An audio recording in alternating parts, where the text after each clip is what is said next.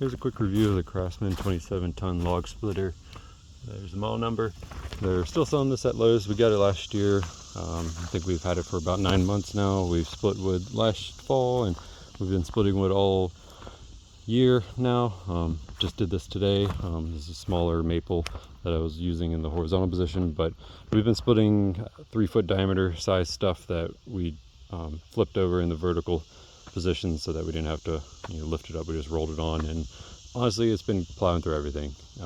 I've used 2 other log splitters in the 20-ton-ish range and they also were doing well. So honestly, in general, I'd recommend anything in the 20-ton size range. Anything in the 30s, I'm not sure if you're really going to need that. The engine, it's kicking butt. I changed the oil at 5 hours last year.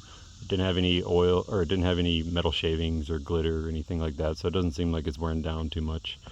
It does have electric shut off, which is convenient, but it's easy to forget that.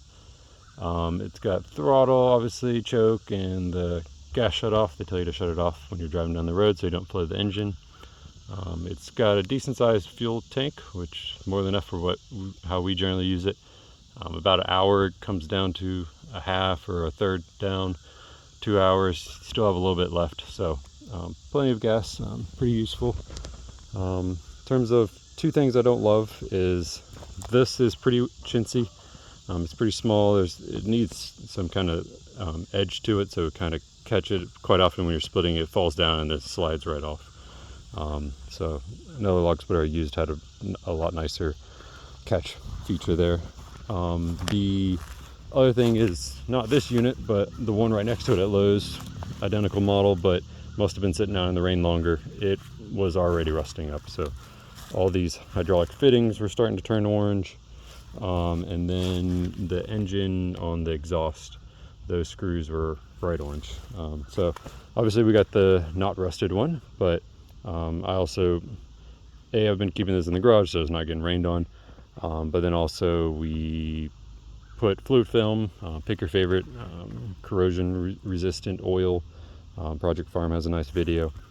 And yeah, I'd hose down, maybe use a rag or something. You don't need a ton of oil, but yeah, wipe everything down.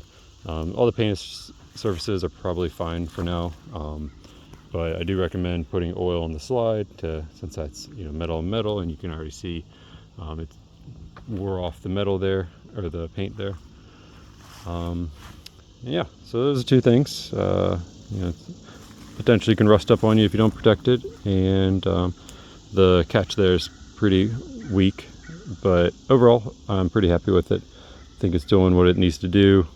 Yeah, so hope this helps. All right, I figured you want to see a video of it actually running. So I'm doing it one handle with my phone, but I put a piece of maple with no knot to it, and then I put another maple similar size but with a decent sized knot in it.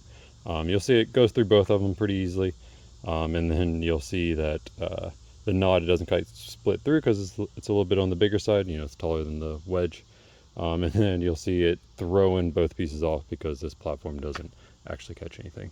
So but it's fine when you have 2 hands. You can just catch it with one hand and kind of sit it on there. But yeah, hope it helps.